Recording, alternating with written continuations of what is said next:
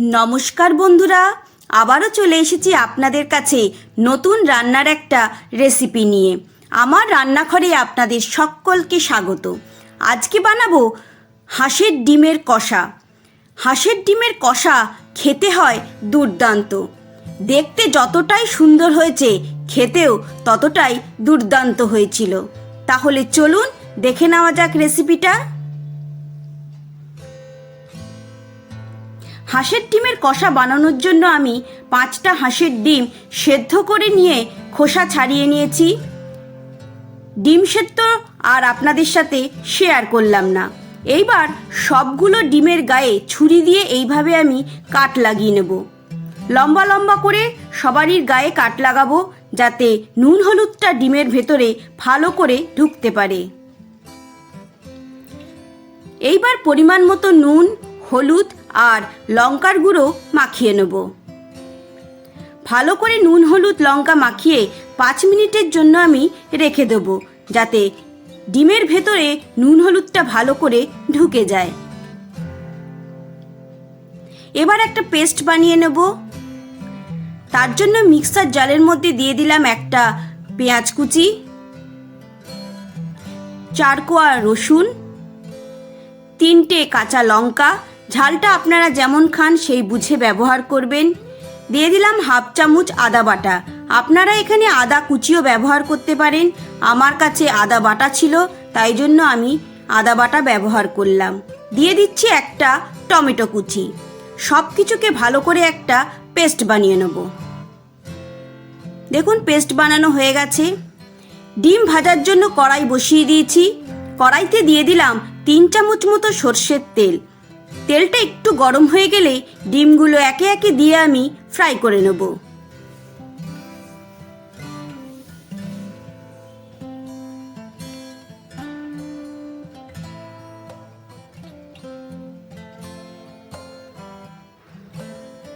ডিমগুলো খুব কড়া করে ভাজার প্রয়োজন নেই।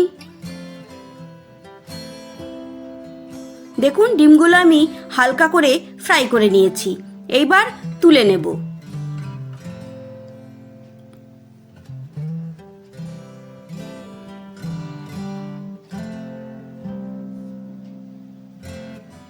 ওই তেলের মধ্যেই দিয়ে দিলাম 1/2 চামচ গোটা জিরে, তেজপাতা আর গোটা গরম মশলা ফোড়ন। গোটা গরম মশলার মধ্যে আছে দারচিনি, এলাচ, লবঙ্গ। ফোড়নটা একটু ভালো করে নাড়াচাড়া করে নিয়ে একটা পেঁয়াজ কুচি অ্যাড করে দিলাম। পেঁয়াজটা এবার ভালো করে ফ্রাই করে নেব।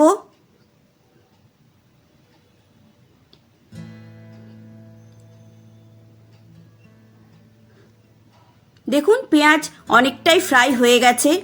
এইবার আগে থেকে বানিয়ে রাখা পেস্টটা অ্যাড করে দেব।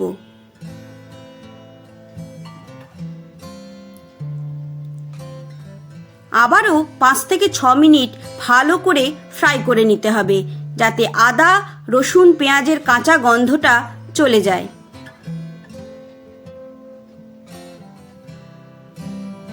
এই সময় গ্যাসের ফ্লেমটা একদমই লোতে রাখবেন, না হলে তাড়াতাড়ি পুড়ে যাবে আর ভালো করে ভাজা হবে না। দেখুন ভালো করে ফ্রাই হয়ে গেছে। এবার দিয়ে দিচ্ছি 1/2 চামচ হলুদ গুঁড়ো, 1/2 চামচ জিরের গুঁড়ো, 1/2 চামচ ধনে গুঁড়ো আর দেব 1/2 চামচ কাশ্মীরি লঙ্কার গুঁড়ো। দিয়ে দিচ্ছি অল্প চিনি আর দেব পরিমাণ মতো নুন। এইবার মশলাটা ভালো করে কষিয়ে নিতে হবে।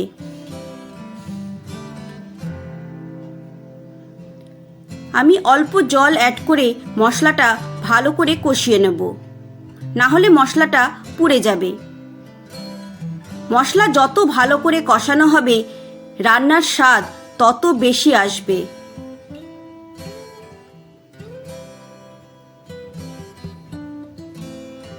দেখুন মশলা খুব ভালো করে কষানো হয়ে গেছে, কালারটাও চেঞ্জ হয়ে গেছে আর তেলও চারিদিক দিয়ে ছেড়ে দিয়েছে। দিয়ে দিলাম পরিমাণ মতো জল।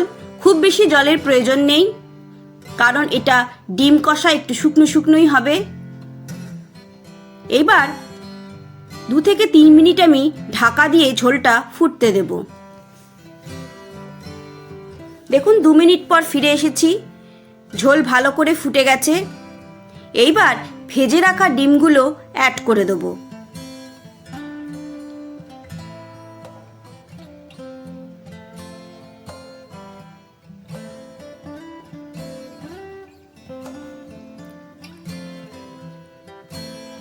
দিয়ে দিলাম কয়েকটা চেরা কাঁচা লঙ্কা, আর দেব কিছুটা ধনেপাতা কুচি।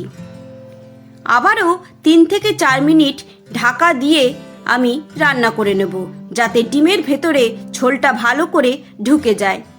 দেখুন 4 মিনিট পর ফিরে এসেছি। ঝোল অনেকটাই শুকিয়ে গেছে। আরও 2 থেকে 3 মিনিট একটু ভালো করে কষিয়ে নিলাম।